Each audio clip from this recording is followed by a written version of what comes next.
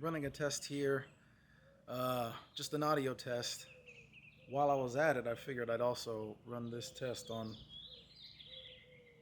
the Axiom CineView as well as my OC monitor here. And anyway, this is a test of the sound. And the reason why I'm doing this is for sound purposes. I want to give you just a quick overview of what it sounds like internal camera sound versus a cheap shotgun microphone that you plug directly into your camera.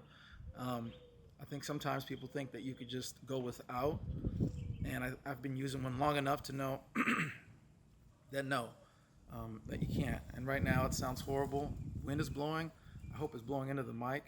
Even if it's not, I'm about to show you what it sounds like when you blow directly into the mic.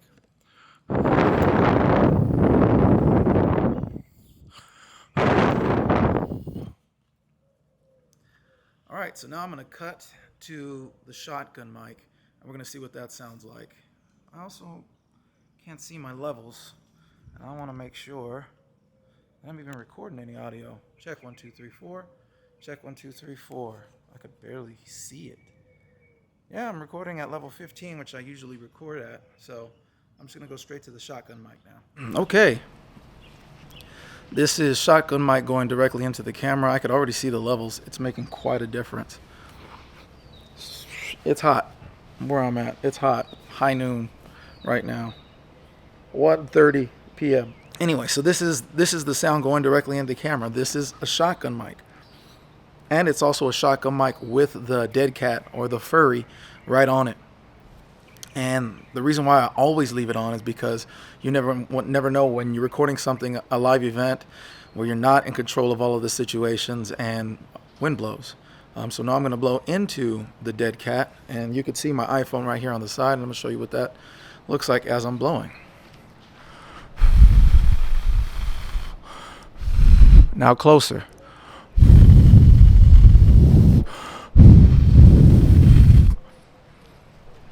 And so that's just a little test of the difference of how it sounds. If you're catching anything live, and you can get this close, which is I'm on a 35 millimeter, and you're just close enough to be about this close. 35 millimeter. That's my hand stretched all the way to the lens. That's touching the lens right there. And so, say it's a good 3.5 to 4 feet on a 35 full frame. That's not too bad. That's good for an interview, and the sound is good and it's clean, and you could boost it up in post and clean it up in post, and it sounds a whole lot better than what you just heard earlier. Wind is blowing again. As you can see my towel, it's blowing from the wind, but the wind is not really destroying audio. And I just wanted to come out and I wanted to test out this OC monitor in direct sun. And the reason why I wanted to test it, I actually already had ran this test on a previous video that it's not yet released, or maybe it is released, I don't know. But I have run a test, and I already did this. But the main reason why I brought everything out, I just realized I'm talking off camera.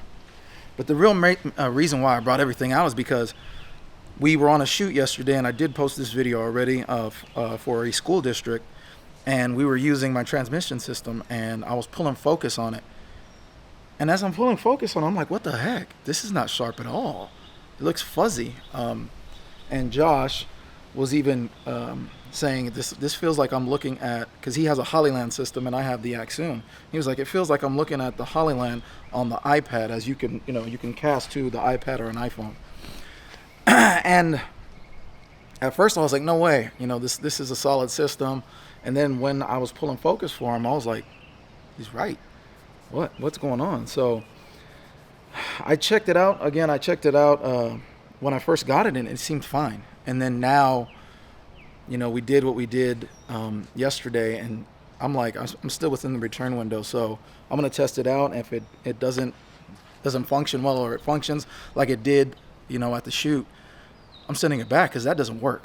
That's unacceptable. You know, these things are used to pull focus. We want to make sure that our focus is sharp, and there's no way we could. Yesterday, I was guessing. So anyway, I'm on here right now, and I don't know if you could tell, but I had the camera a little bit closer. I'm gonna just put it just a little bit closer so you can see it. Okay. And I'm trying to get on the same plane. But then the flicker, because I have the shutter is super high, because I'm outside. Like I said, I just came out here to do this. Look at these harsh shadows. It looks horrible. But anyway, I did this for contrast so that I could see, am I sharp? And what I can see from my eye, and then, you know, I got it on the cell phone as well, my iPhone, and it's sharp. And it's sharper than what I was seeing yesterday. On the last video that I posted, we have the 21-inch OC monitor at work, and this 15-inch is really excellent. It's a really, really, really good, sharp, color accurate monitor. I also got the app to function. The app wasn't functioning at work or on set either. So everything seemed to be not working right, but it's working fine here. It's sharp. I was able to turn on the phone, get the app on the phone. I was able to monitor myself. So I don't know what it was. But anyway, I figure as I'm making this little test, you know, testing this and kind of double checking this and doing the audio, I'm like, let me turn it into a video. If somebody's watching, and again, I know that we've filmed live events and we just go with the camera and we get audio externally, but sometimes we're into a thing now where we're trying to get interviews sometimes on the fly, and whoops, we forgot a lapel. We forgot a little recorder, whether it's the Rode Wireless Pros or it's a Tascam DR10, and we forgot that interview. We forgot it, and we just got it on the spot. We got some camera audio, and it was horrible. And thank God for AI, it helped, but it didn't fix it. It helped. Versus if we had an on-camera shotgun mic, it would have made the difference, and it would have sounded a lot better. And that's why I'm just trying to make these tests to kind of prove my point and figure I can also prove my point to anybody else out there. These are the small, the mic that I'm using, as you can see through the iPhone, is a Rode Video Go 2. So it's not the first one, it's the second iteration, and it's much better from what I understand. I also use the Rode Video Micro, the puny one, super cheap. And that one works flawlessly, as far as like the difference is night and day between these two audio qualities.